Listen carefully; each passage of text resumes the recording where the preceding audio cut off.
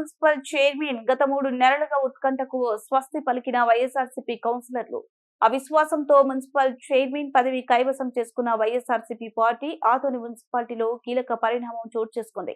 Municipal chairperson బోయ శాంతపై వైసీపీకి చెందిన 35 మంది కౌన్సిలర్లు అవిశ్వాస తీర్మానాన్ని ప్రవేశపెట్టారు.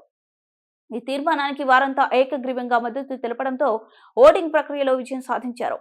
మున్సిపల్ కమిషనర్ ఈ అవిశ్వాస తీర్మానం నెగ్గినట్లు అధికారికంగా ధృవీకరించారు.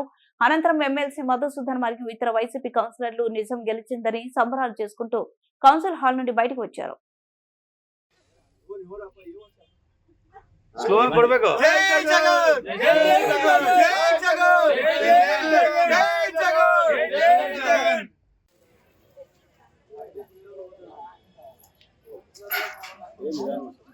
జై జగన్ జై జగన్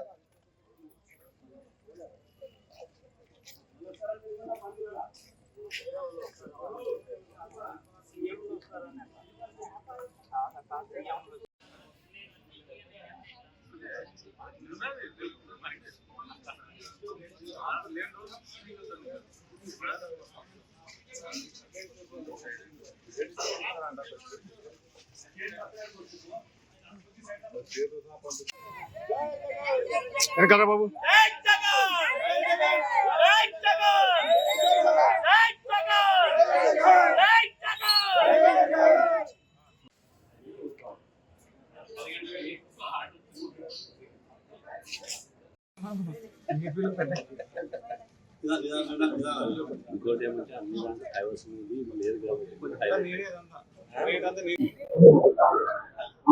ఆదోని మున్సిపల్ కౌన్సిల్ ఏర్పడి 4 సంవత్సరాల సందర్భంలో 19వ తారీఖున 19/3/2020 వారం 1లో మెజార్టీ సభ్యులు చైర్పర్సన్ మీద అవిశ్వాస తీర్మానానికి రిప్రజెంటేషన్ ఇవ్వడం జరిగింది.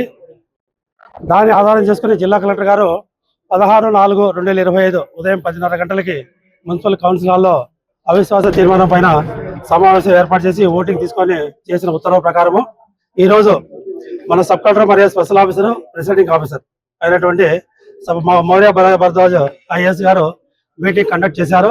ఈ మీటింగ్ కి 36 మంది సభ్యులు అటెండ్ అయ్యారు. మనకు 41 మంది వార్డు మెంబర్లు, 42 మంది కాను ఒక వ్యక్తి చనిపోయినందువల్ల 41 మంది వార్డు సభ్యులు, అలాగే 2 ఎక్సెసివ్ మెంబర్లు ఎమ్మెల్యే గారు ఎమ్మెల్సీ గారు కలుపుకొని 43 మంది అవుతారు.